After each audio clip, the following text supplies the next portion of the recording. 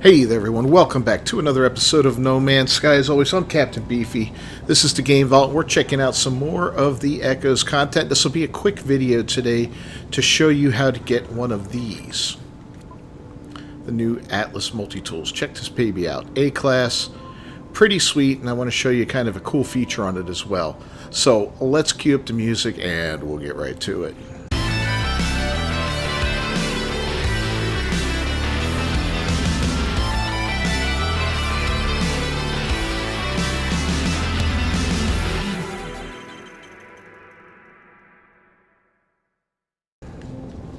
Alright, so I tried this in a Corvex system and a dissonant Corvex system, and I also tried it in a regular one. Currently, I'm in a regular Corvex system, and it works out fine.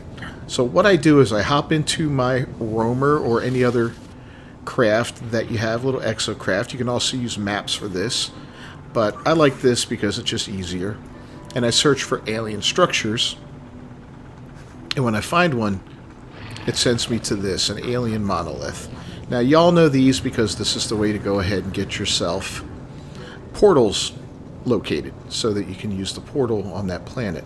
But we're not going to do that. We're going to look for this little purple glow over here to the right, and we're going to activate it. It's a discordant interface. It just requires a little Atlantidium to power it up. So we're going to charge up to 3 glyphs in there, just like we do on a larger scale for a major portal. Except this time we're only using Atlantidium. And it's done, right? Now at this point you can go up here and you can talk to the actual monolith itself and blah blah blah, try to solve its puzzle. If you really want to solve it without any error, you can go ahead and put a save point down, but we're just going to try to solve this one and see what happens. So I learned a word, an autophage word, and I increased my standing with the autophage. After it, I'm coming back to the discordant interface.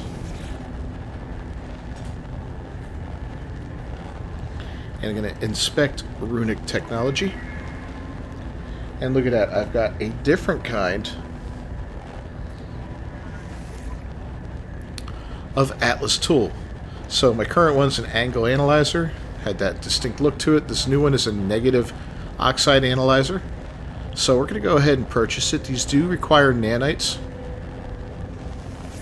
So if you're going to be looking for these, you're going to want to make sure you got a nice little supply of nanites if you're going to be shopping around for these.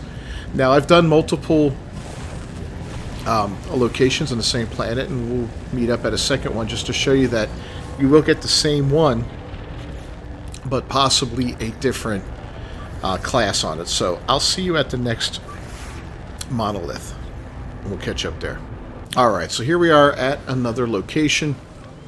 Make sure you always get your words here when you come to these places because, you know, new language like I said. This is the second one we went to, and again we've got a discordant interface. We're on the same planet, same system. We're going to do this again and we're going to compare and see what we got, just so you can see that they do vary. I'm not going to bother with the actual monolith right now. We're just going to do this and inspect the runic technology and compare. And this time it's a B again, but you know, it's slightly different, right? They both have 24 slots, but as you can see, the scanner range is slightly higher on this one, just a hair. So not worth getting for us at this point. But what's really cool about these, look at this big guy. What's really cool about these weapons is this right here, the runic lens. So this is your basic mining laser, right?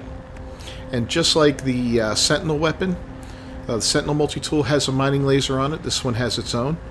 We're going to go ahead and put in a regular one next to it just to see how that works, because I have yet to do that. There's a regular mining beam. We'll get that put in there. I'm kind of curious to see if it's uber powerful like the Sentinel one. Now we don't have all the extras, but yeah, we can't mine that, of course. But looking at how slowly it's overheating, it looks like it kind of does a similar thing to the actual Sentinel one. So that's kind of nice, right? I'm sure once we dial this thing up and get it fully loaded, it's going to be pretty powerful. That's going to be a goal here in the near future. But here's what's really cool. If you notice, the runic lens is also up top on the left as an alt. If I hold down my R1 button, I go into stealth mode. And just like the cloaking device that you can install on a multi-tool, this one comes with one already built in, so you will not have to install one on it. As you can see, it lasts for a decent amount of time, right? So let's go ahead and pull that up again, and let's put in the actual cloaking device. Can we build it? Yeah, we can build it. Good.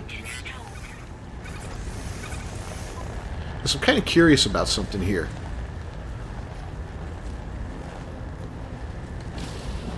So we want to switch the alt. We got the personal force field, cloaking device, personal. Did I do the wrong thing?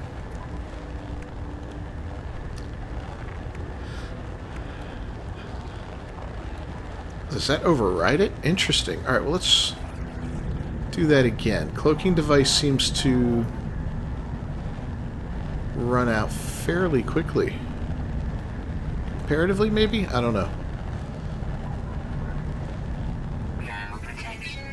Nah, it seems roughly the same. So, what I was hoping would happen is we'd be able to double up on it, right?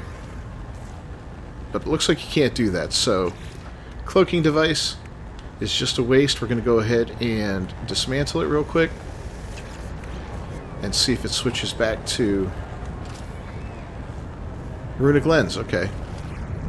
Yeah, they roughly work about the same rate, so not a big difference there. You can't double dip on that. I was hoping you could, which would be kind of cool. If you want to be a little stealthy, you'd be able to switch from one to the other real fast and use your cloaking device, runic lens, cloaking device, runic lens, but no, that doesn't work. All right, I'm going to meet you guys on the space station. We're going to talk a little bit more, and then we'll wrap this up. All right, we're back here on the space station now, and I wanted to show you just two things here real quick. If you do not have an exocraft, or you don't have the scanning capabilities on an exocraft to locate those monoliths, you can come up to the cartographer in any regular space station, talk to him, and you can trade in for specific maps, or charts, I should say. And the ones you're going to be looking for are planetary charts. These are the purple ones, okay? You got the yellow ones for settlement, the purple ones, red ones, another red one, and a green one. You want this one right here, right? Wait. Yeah, that's the one. That's the one. Sometimes it'll give you an artifact site, sometimes it'll give you other things. It's one nav data per chart, so if you don't get a monolith on your first try, go ahead and use a second chart. You know, you will get one eventually. You may have to burn through a couple. I find the exocraft to be much more efficient. So if you don't have one, get one and upgrade it as soon as you can. You'll thank me for that later. Now, just like all of the other multi-tools, you can bring your Atlas one to the multi-tool table here, and you can work on it by purchasing new slots, upgrading its class, and all that fun stuff. So really, really cool. And I'm guessing this thing uses all the upgrades and weird things that you can add to your multi-tool. We'll do a little more experimentation with that later on. If there's anything strange or unique about it, I'll find out and do a video on it. Otherwise, you know, enjoy it, man. They're pretty cool looking. Alright guys, well that's going to wrap up this video for today, so thanks for joining me. As always, I'm Captain Beefy. This is the Game Vault. If you haven't done so, please leave a like on the video down below. If it's a huge, huge help for me. Don't forget to subscribe to the channel, ring that bell for notifications. I will see you next time for another No Man's Sky video. Until then, peace.